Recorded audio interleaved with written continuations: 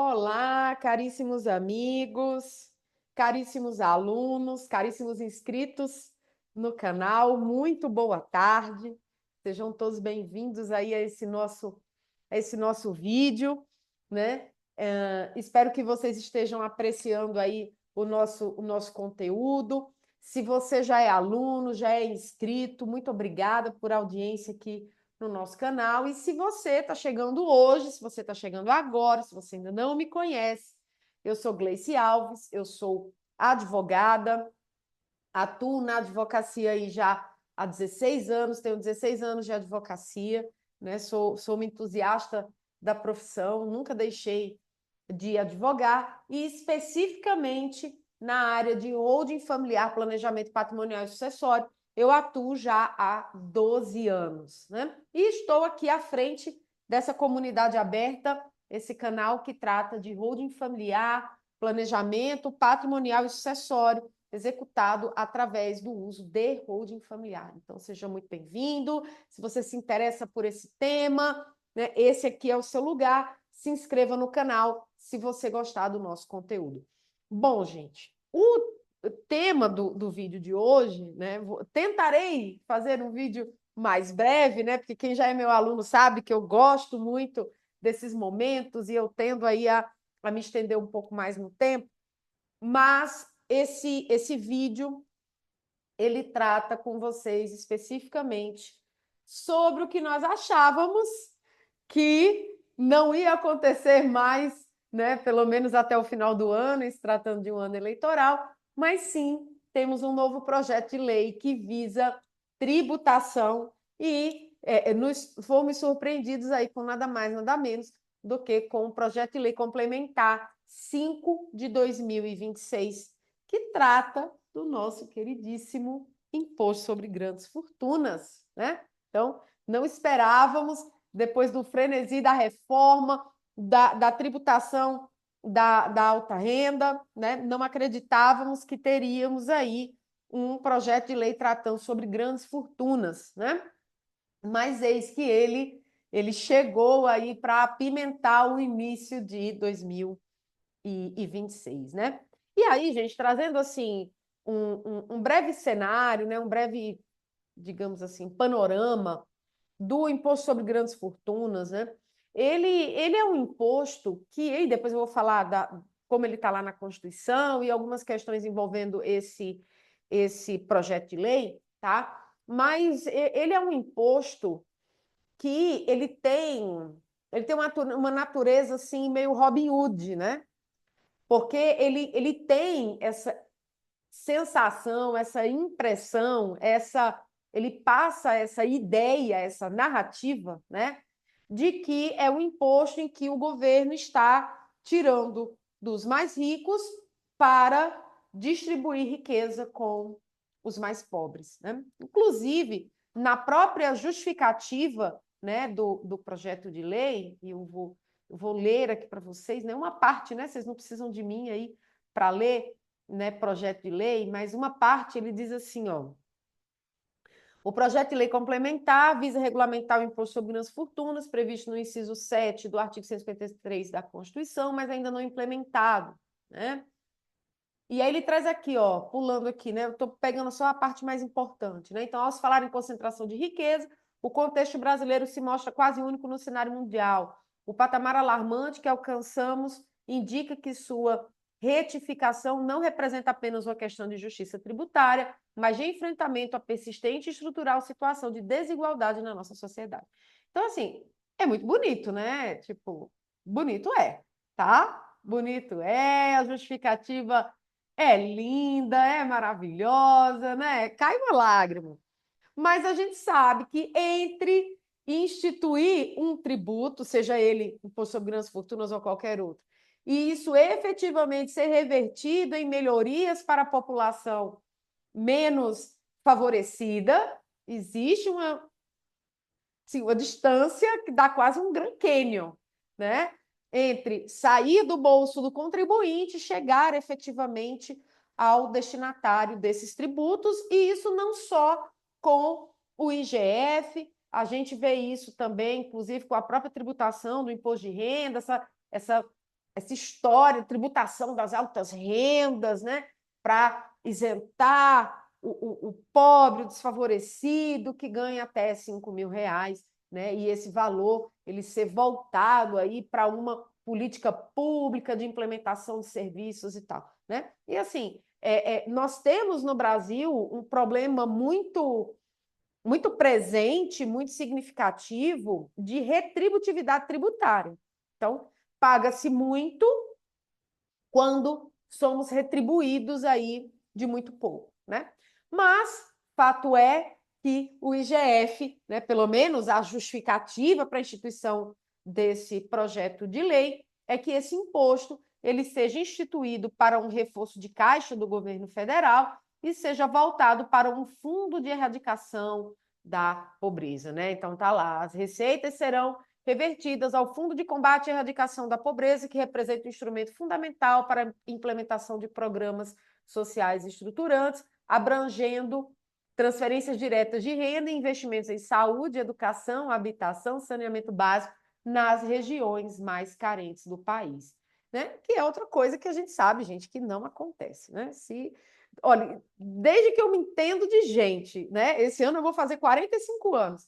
Desde que eu me entendo por gente que se fala em fundo de erradicação de pobreza, que se fala em investimento em saúde, educação e saneamento básico, e, infelizmente, a gente não vê isso sair do papel. Então, o IGF ele é um imposto que ele tem uma justificativa muito nobre, uma narrativa muito nobre para a sua instituição, mas que, na grande maioria das vezes, não corresponde à realidade da destinação desses recursos. Tá?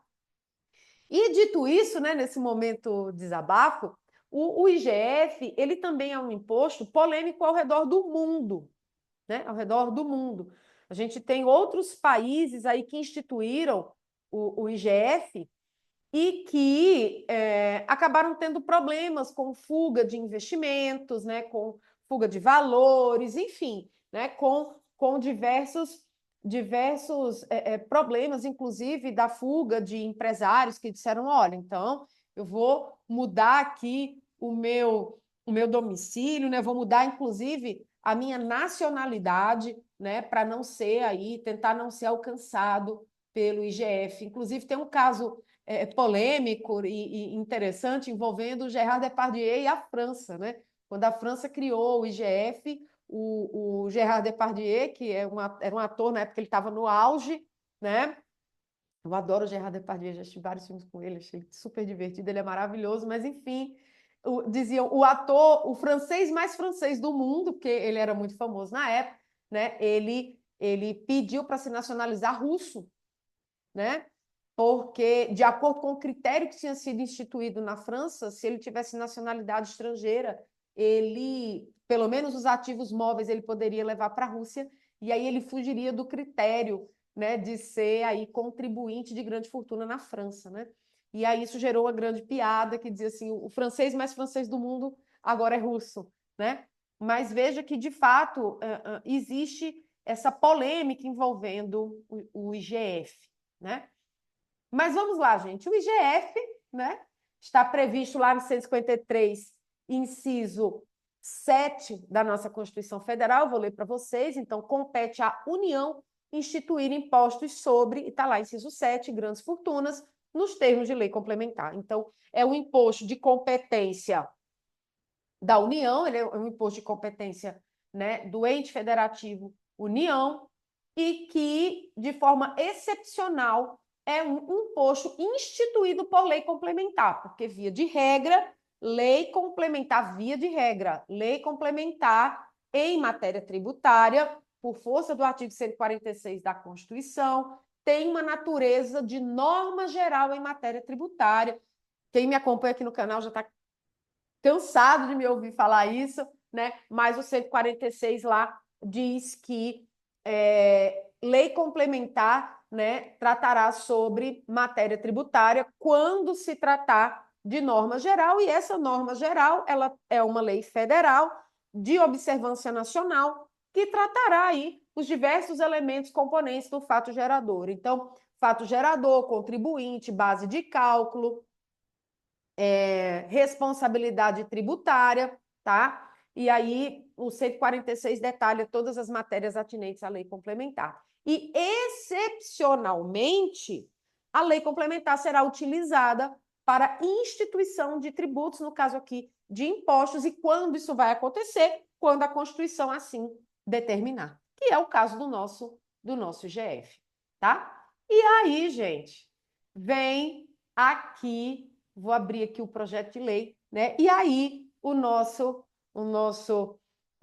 queridíssimo Pedro Ukzai, eu acredito que a pronúncia seja essa, do PT de Santa Catarina, né? Apresentou esse projeto de lei complementar para instituir o imposto sobre grandes fortunas, tá? E aí ele tem como no artigo 2º, já como fato gerador, a propriedade de bens ou direitos cujo valor ultrapasse 10 milhões de reais, que é uma das grandes polêmicas envolvendo o IGF, né? Qual seria o valor de patrimônio que seria considerado grande fortuna para efeito de tributação, considerando, inclusive, as questões de mutação patrimonial, as questões de perda, né, de valor real do patrimônio, né, a defasagem em virtude de questões econômicas. Então, o que é que se consideraria grande fortuna? Gente, 10 milhões, né? Então, temos algumas pessoas aí já, né, que dizem, mas eu nem achava que era rica. Pois é, você não é só rico, como é dono de uma grande fortuna, né? Então, temos aí um critério objetivo trazido pela lei, né, por esse projeto de lei, desculpe, para definir o que seria grande fortuna, né?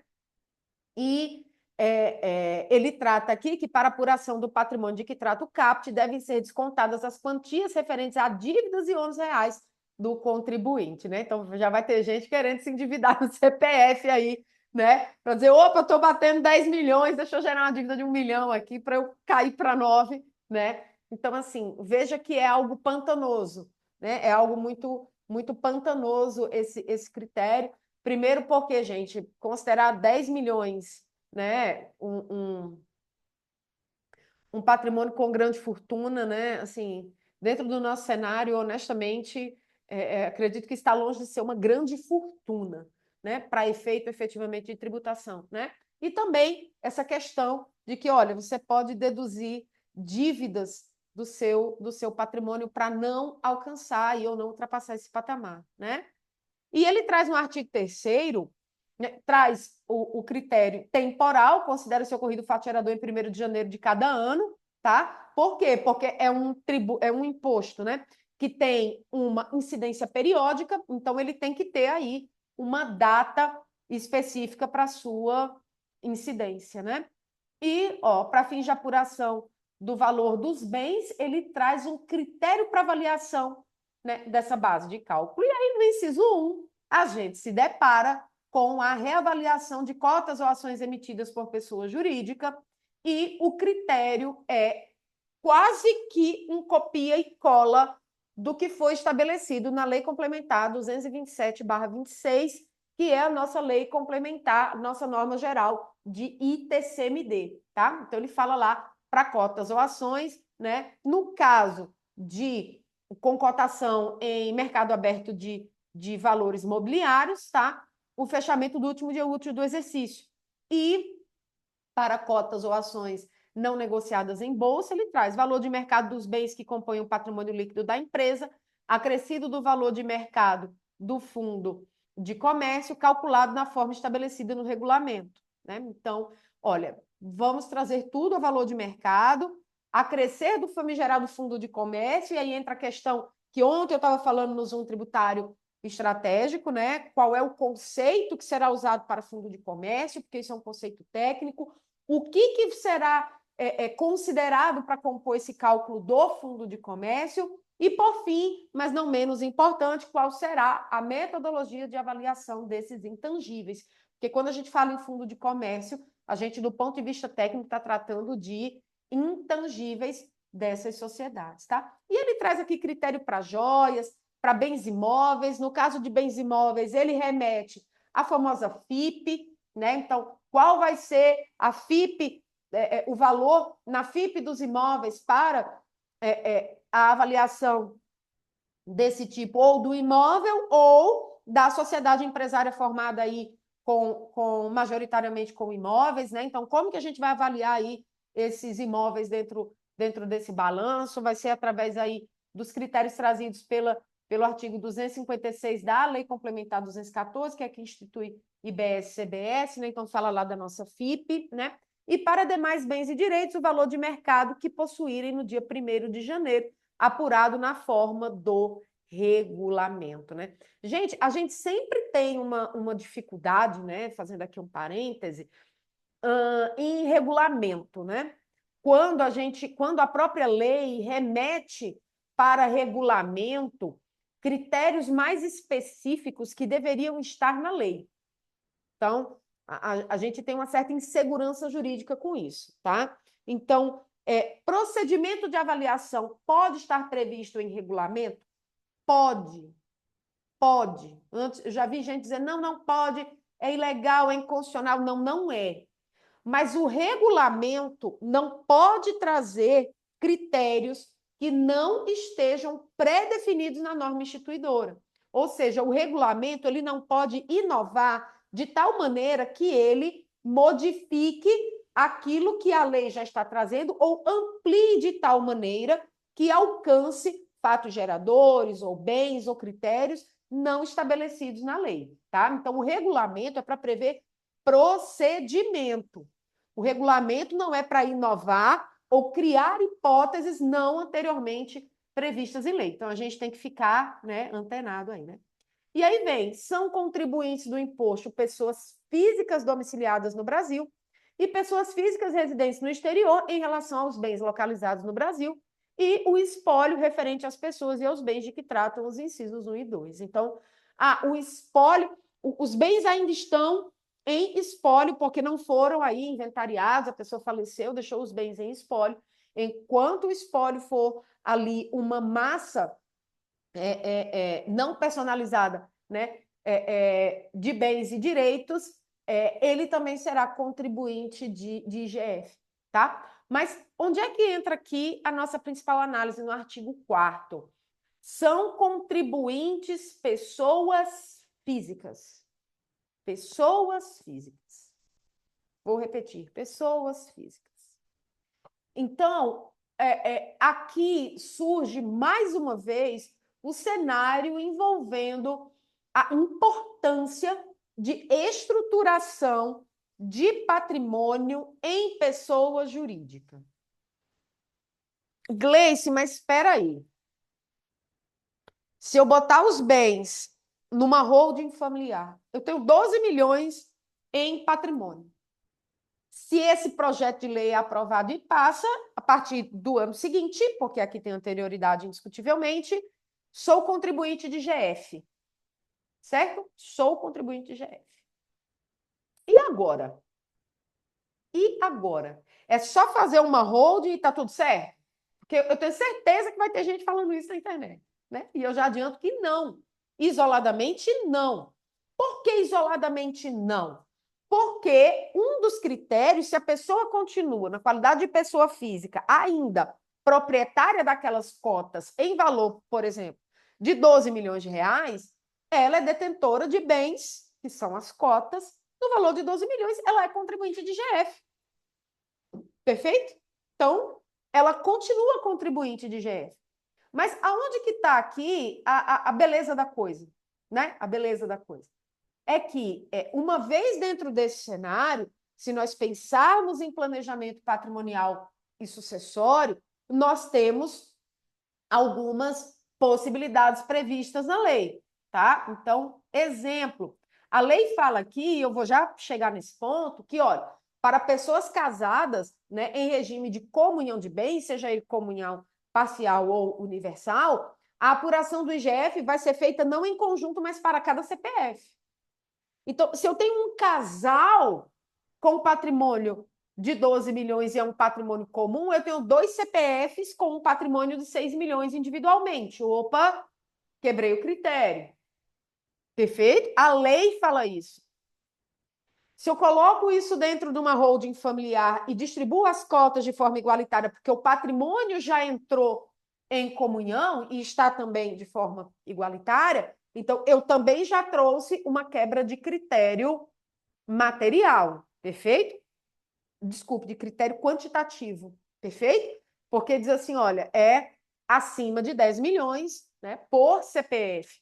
Então, eu já tive um cenário aqui favorável. Ah, Gleice, mas o pai é viúvo ou a mãe é viúva e já detém individualmente, ou é divorciado, e já detém individualmente um patrimônio de 12 milhões, por exemplo. Eu estou usando 12 milhões porque é acima de 10, né? Estaria dentro do critério inquestionavelmente.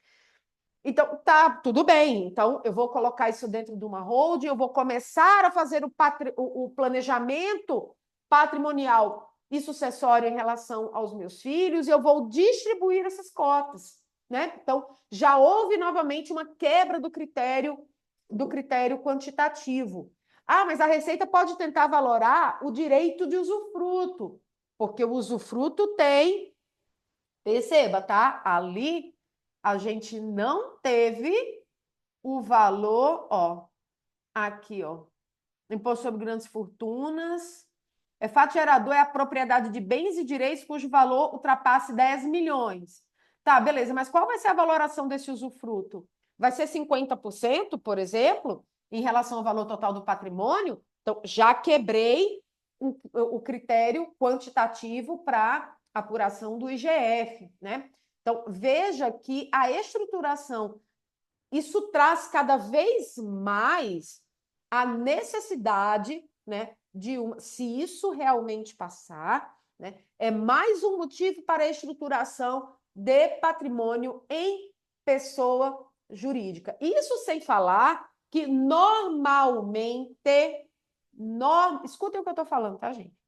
Normalmente, por que eu estou frisando isso? Porque isso não é absoluto, tá? Mas normalmente a pessoa que tem um patrimônio acima de 10 milhões, ela tende a ter uma receita mensal ou de recorrência acima de 50 mil, então ela está sujeita aqui à tributação sobre a alta renda ou alto rendimento, né? Perceba o quanto essa carga tributária aumenta para as pessoas que têm um patrimônio mais elevado. E realmente, se a pessoa não fizer nada, né, acaba que o Estado aí, ele abocanha uma boa parte, significativa parte do patrimônio dessa pessoa física, tá? Mas vamos lá. Qual seria a tabela progressiva de alíquotas neste cenário, tá? De 10 milhões até 99 milhões,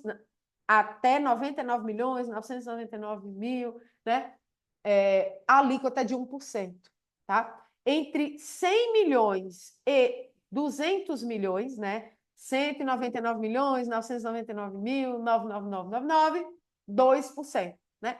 E acima de 200 milhões, 3%. Na segunda faixa, a tabela, o valor a deduzir R$ 1 milhão do imposto, acima de 200 milhões, 3%, e uma parcela a deduzir de 3 milhões, que significa as parcelas da faixa anterior, né, a serem aí deduzidas, tá?